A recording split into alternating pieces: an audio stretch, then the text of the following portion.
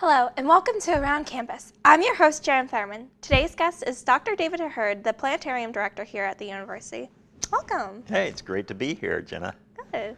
Right. So how long have you been working here at the university? I've been here 25 years now. Came in the fall of '92. Before you were born, right? Yeah, January 6, 1997. Yeah. So close to 21. Now, to get started about your career and everything, what made you want to teach astronomy? Astronomy. You know, originally I was interested in geology, and in fact, that's what my undergraduate degree is in geology. So I was interested, though, in education and teaching, so I got a teaching certificate in Earth and Space Science. And so I actually ended up teaching junior high for a little bit in physical science. Really enjoyed that. So a little bit of physics, a little bit of chemistry, and could throw a little earth science in there. So I'm kind of a well-rounded scientist, if you will. Just like a little bit of here and there and there and there. Mm-hmm. Doesn't hurt to run, be a little round everywhere. Yeah, but it's interesting because I remember when I was a young child, my dad took me out and we were camping, and I remember him pointing out a constellation, Cepheus. And it's the king. It looks like a house. There's nothing significant about it, but it just stuck in me. And I thought, that's really cool. I like this stuff. I like this astronomy stuff. And I coupled that with later in junior high, we had a field trip. We went to a rock quarry. And I remember the bus took us right down to the bottom of that rock quarry. They can't do that anymore. But back then you could. And remember stepping off the bus, looking around, found a fossil. And I thought, this is neat. I don't know who does this, who studies this, but I want to do this. And so that kind of led me into the physical sciences and a degree in geology from Iowa State University. That's really cool. That's really interesting. Because I'm pretty much the same. There's so many things I want to do. Right now I'm a journalism and PR major with a minor in meteorology, and I just there you go. Yeah. want to be everywhere, and also archaeology and stuff like that. I'm just well, and you know, it's interesting how life takes us down different paths. We kind of set our plan, but we don't necessarily get to fulfill that, and that's okay. And I did not intend to be a teacher, but here I am teaching. Now, I do know that there is a special event coming up in August 21st. Oh, yes. We're real excited about that. There is an eclipse coming. Yeah, that's right. Can you tell us a little bit about that? Can I tell you a little bit about that? How much time do we have, an hour or two? An hour. No. Okay, I'll keep it to maybe a 5-minute snippet here. But anyway, on August 21st, as you mentioned, there'll be a total solar eclipse. Now, let's make sure everybody understands what we're talking about here. A solar eclipse is when the moon is between the Earth and the sun. When the moon blocks out part of the disk of the sun. That is what is called a solar eclipse. And where that shadow falls on Earth is called the path of totality. All right? Now, the last time that the United States of America had the path of totality on it was 1979. That was before you were born. So it's a long time ago. So we haven't had the path of totality on the continental United States of America since 1979.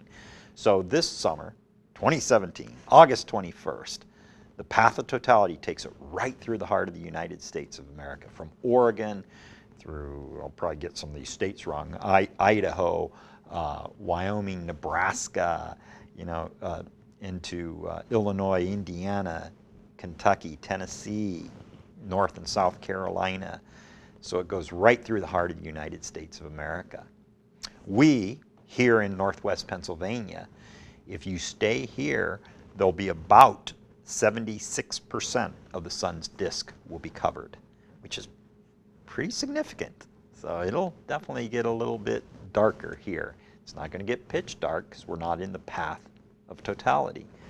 But it'll be enough to be noticed with 76% of the disk of the sun blocked out. Okay. So that's really exciting. I would like to emphasize, though, Jenna, that you can't just go out and look at the sun. Not even when it's 76% covered. It's never, ever safe to look at the sun. But there are some safe ways to view it, and so I hope that people do get out and enjoy it safely. Now, what are some safe ways that people can enjoy the eclipse no matter where they are in the country?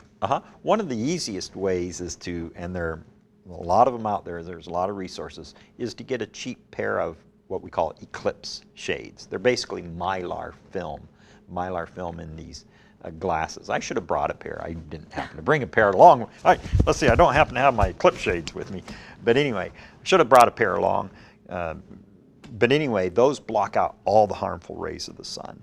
And that's an easy, fast, safe way of viewing it. There's also some like pinhole projectors, like if you poke a pinhole in a card and if the sun's out there and I hold the card and the sun passes through it, it's going to project an image of the sun on a surface, on the ground or whatever you have.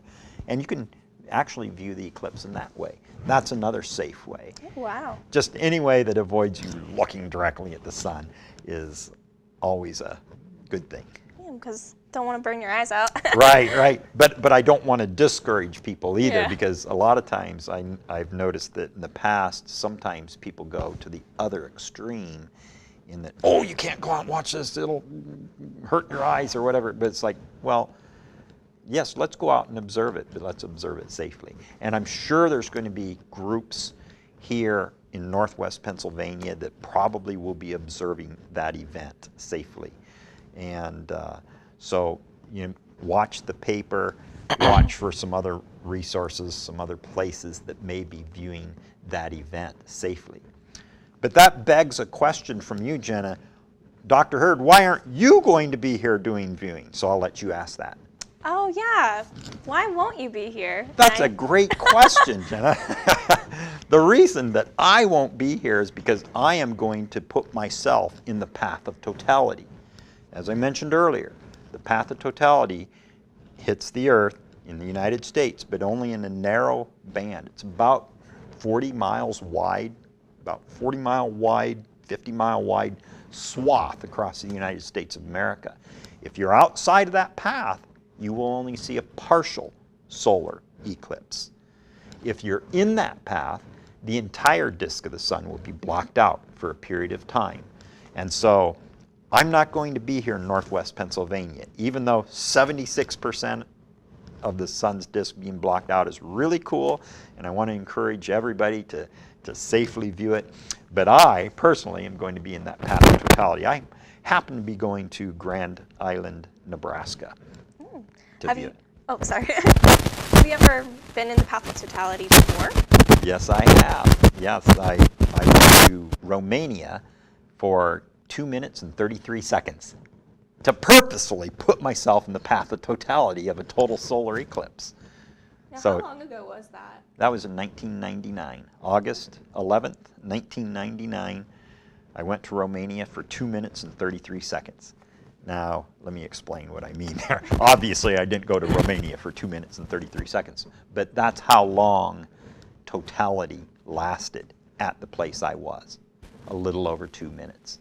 And that's going to be what happens this summer, August 21st, in the path of totality. Totality will last anywhere from about a little less than 2 minutes to, I think, the longest time is about 2 minutes and 30 seconds.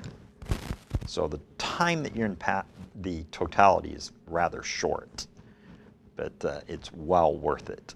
So I've experienced one before in my lifetime, and looking forward to this one a lot. Now, just out of pure curiosity, because I did go to your solar eclipse Planetarium program planetarium at the Edinboro program. University Planetarium. Yeah, Call program. 732-2493 for reservations. On Tuesday, I believe it was. It was Tuesday? That was It might have been Tuesday. It was Tuesday Yeah. night at 7 p.m. Yes. And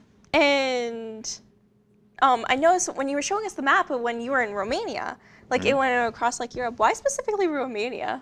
Okay. Well, actually, I spent some time in Hungary, and then I also went to Romania to experience the eclipse. The eclipse, the path of totality, took it through Romania and Hungary and other European countries. My mom and dad were actually missionaries in Hungary for a while and in Romania.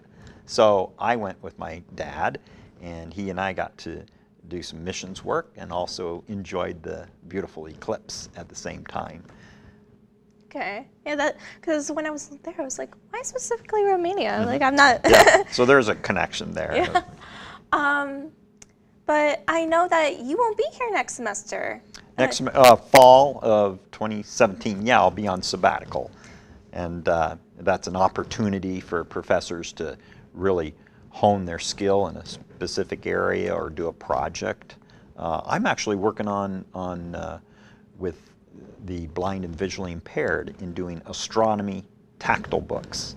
So we're in conjunction with NASA and my colleagues at College of Charleston and NASA Ames Research Center. We're doing a tactile book on small bodies in the solar system, specifically geared for blind and visually impaired, but you know, we're all tactile learners to some extent.